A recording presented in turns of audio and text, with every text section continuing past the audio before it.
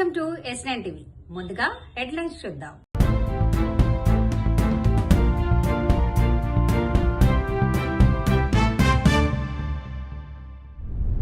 తుమ్మిడిహట్టి అనేది Revanth Reddy diversion game. Pawan Kalyan పై CPI AP కార్యదర్శి ఈశ్వరయ్య ఆగ్రహం. తోకముడిచి ఇంట్లో పడుకున్న వ్యక్తి పేర్ని నాని. భార్యెత్తున గంజాయి స్వాధీనం. ముఖ్యమంత్రి గారు ఆడే డైవర్షన్ గేముల్లో తుమ్మిడిహట్టి ప్రాజెక్ట్ ఒకటి. 2.5 ఏళ్ళు అయిపోయిందండి. వాళ్ళ ప్రభుత్వం 50% టైం అయిపోయింది. ఇంటర్వెల్ అయిపోయింది సినిమాకి. చేసేది ఉంటే ఎప్పుడో చేయాలి కదా, ఎందుకు చేయలేదు? ఇంకోటి, ముఖ్యమంత్రి గారికి తెలియదా? ఆయన ఆఫీస్లోనే లేఖలు ఉన్నాయి. గతంలో దేవేంద్ర ఫడ్నవీస్ గారి కంటే ముందు పృథ్వీరాజ్ సింగ్ చౌహాన్ అని ఒక ఆయన ముఖ్యమంత్రి ఉండేది ఆ మహారాష్ట్రకి, కాంగ్రెస్ ముఖ్యమంత్రి. ఇక్కడ కిరణ్ కుమార్ రెడ్డి గారు ముఖ్యమంత్రిగా ఉన్నారు అప్పుడు 2013 ప్రాంతంలో. కాంగ్రెస్ పార్టీ ఢిల్లీలో కూడా అధికారంలో ఉంది యూపీఏ రూపంలో. సో ఆంధ్రప్రదేశ్లో కాంగ్రెసే ఉండే, మహారాష్ట్రలో కాంగ్రెసే ఉండే, కేంద్రంలో కూడా కాంగ్రెసే ఉండే. ఆ రోజే తుమ్మిడిహట్టి గురించి పృథ్వీరాజ్ సింగ్ చౌహాన్ గారు ఉత్తరం రాసినారు. మేము ఏ పరిస్థితుల్లో కూడా 152 మీటర్లకు ఒప్పుకోము, ఏ పరిస్థితుల్లో కూడా ఒప్పుకోము. ఇప్పటిదాకా మీరు పెట్టిన ప్రతి రూపాయి ఖర్చు కూడా నిష్ఫలం అవుతుంది, ఇన్ఫ్రక్షియస్ ఎక్స్పెండిచర్ అవుతుందని చెప్పి కాంగ్రెస్ ముఖ్యమంత్రి ఉత్తరం రాసిండు. తర్వాత మేము వచ్చిన తర్వాత మేము కూడా ప్రయత్నం చేసాం. మొదటి 9 నెలలు కేసీఆర్ గారు స్వయంగా, హరీష్ రావు గారు స్వయంగా అక్కడ ఇరిగేషన్ మంత్రి గారితో, అక్కడ ముఖ్యమంత్రి గారితో పోయి కలిసి రిక్వెస్ట్ చేసి, సార్ మా ప్రాంత ప్రజల ఆకాంక్ష ఇది ఒప్పుకోండి అంటే, దేవేంద్ర ఫడ్నవీస్ చెప్పిన మాట ఏంటంటే, ఈ ప్రాజెక్ట్ కట్టొద్దు, ముంపుకు గురయ్యేది నా ప్రాంతమే అని చెప్పి నేనే పోరాటం చేసిన. నేనెట్లు ఒప్పుకుంటానండి, సమస్య లేదు, 152 మీటర్లు ఒప్పుకునే సమస్య లేదన్నాడు. ఇదంతా రేవంత్ రెడ్డికి తెలుసు, తెలియక కాదు. ఇప్పుడు ఏంది డ్రామా? తుమ్మిడిహట్టిని ఆయన కట్టినట్టు ఎవరన్నా నాకు తెలియక అడుగుతా, పక్క రాష్ట్ర ముఖ్యమంత్రి అపాయింట్మెంట్ ఇవ్వడండి అని అడిగితే, అడిగే పద్ధతులు అడగాలి. నువ్వేదో ఉత్తరం రాసినా కాదు కదా, నువ్వు పోయి అడుగు, కలువు. ఒక్కటి మాత్రం పక్కా బ్రదర్, రేవంత్ రెడ్డి చేసే ఏ పనిలో చిత్తశుద్ధి ఉండదు. కేవలం డ్రామా, డైవర్షన్ తప్ప ఏది ఉండదు. డ్రామా, డైవర్షన్, డిస్ట్రక్షన్, ఇది మాత్రమే ఆయనకు తెలుసు. తుమ్మిడిహట్టి ప్రాజెక్ట్ నిజంగా కట్టాలన్న చిత్తశుద్ధి ఉంటే పోయి ధర్నా చేయి, బాంబేలో కూర్చో, ఆయన ఇంటి ముంగట ధర్నా చేయి, నిరాహార దీక్ష చేయి, కథలకు ఎవరొద్దన్నారు నిన్ను? ఇది ఏది చేయకుండా ఏదో చేసినట్టు భ్రమ కల్పిస్తూ చూద్దాం ఏం చేస్తారు.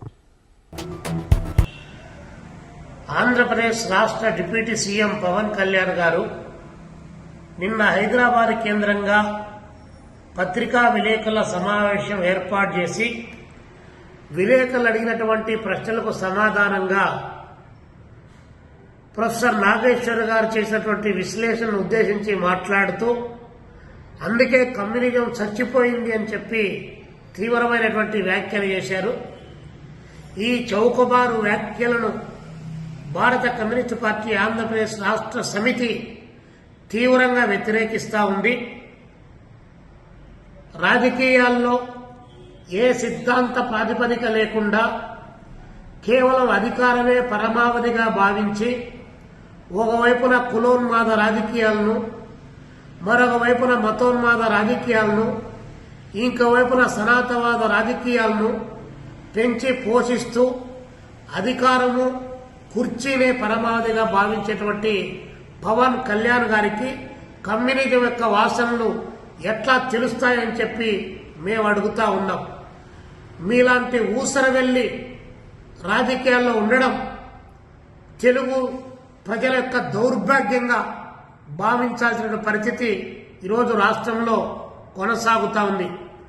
ఎందుకంటే మీరు భగత్ సింగ్ అన్నారు, అదేవిధంగా అల్లూరి సీతారామరాజు అన్నారు, మరొక పద్ధతిలో చేగువేరా అని చెప్పేసి మీరు ప్రచారం చేసుకున్నారు. మీరల్లో భగత్ సింగ్ గురించి కానీ, చేగువేరా గురించి కానీ, అల్లూరి సీతారామరాజు గారి గురించి కానీ మీకు తెలిసి ఉంటే, నిజంగా మీరు అధ్యయనం చేసి ఉంటే, వారి త్యాగాలు మీకు తెలిసి ఉంటే ఈరోజు ఈ విధమైనటువంటి వ్యాఖ్యలు మీరు చేసేవారు కాదని మేము అనుకుంటా ఉన్నాం.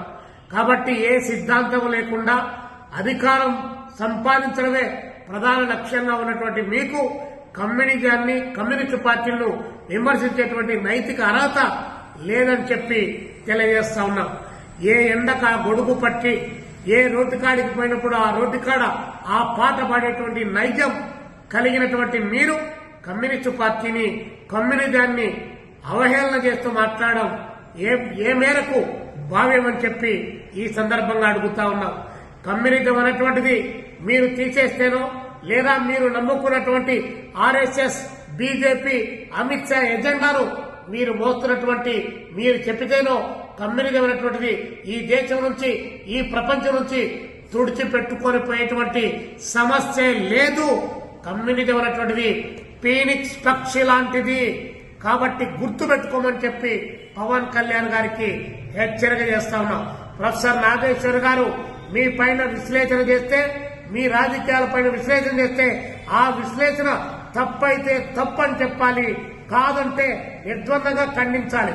అలా కాకుండా రెండు ప్రాంతాల మధ్య ఈరోజు వైరాన్ని పెంచి పోషించే పద్ధతిలో మాట్లాడమే కాకుండా ఈరోజు ఎవరు నా పైన మాట్లాడినా కూడా భౌతిక దాడులకు దిగుతామని చెప్పి ప్రజాస్వామ్యంలో కల్లపల్లి మాటలు మాట్లాడతారా? మీరు కాదా రెచ్చగొట్టేది? మీరు రెచ్చగొట్టడం లేదా? మీరు ఎన్ని మాటలు మాట్లాడారు?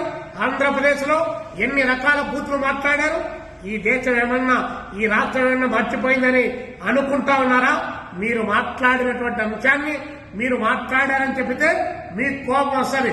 ఉన్నది ఉన్నట్లంటే ఉలికెత్తు అన్నట్లు అలా తయారైపోయింది మీ యొక్క ఆలోచన విధానం.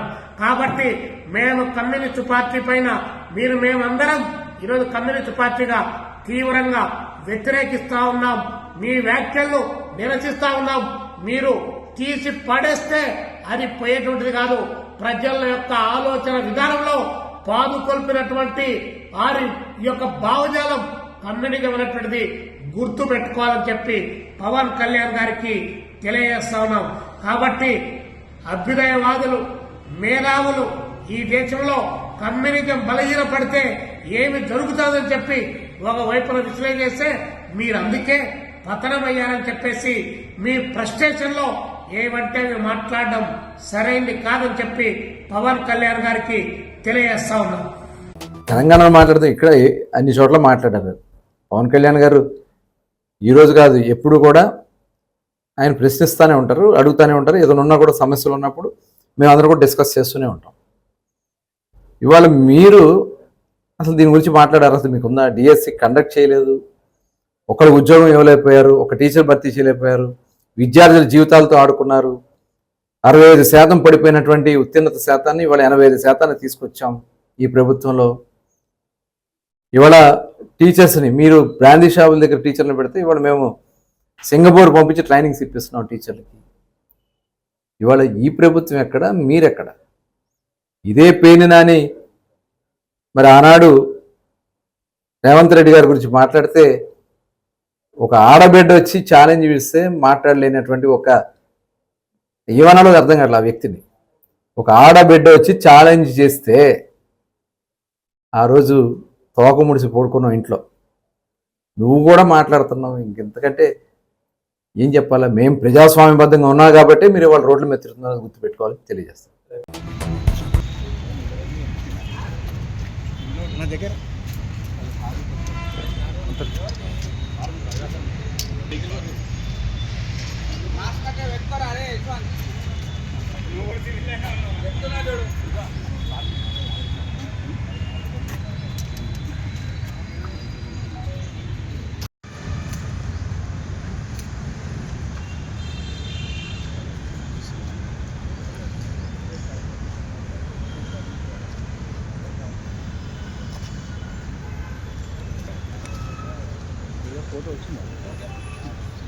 కూడా రిక్వెస్ట్, మీ పిల్లలకి కొంచెం బిహేవియర్ చేంజ్ అయితే, మీకు ఏదైనా డౌట్ అయితే వాళ్ళు నార్మల్ గా బిహేవియర్ చేయట్లేదు, కొన్ని డ్రగ్స్ కన్సంప్షన్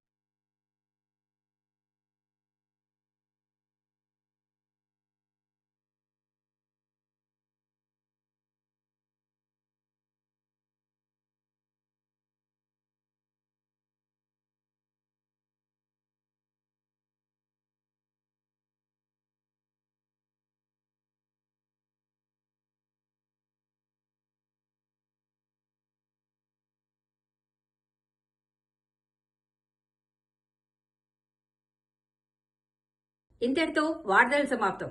మరిన్ని అప్డేట్స్ కోసం చూస్తూనే ఉండండి S9 టీవీ న్యూస్.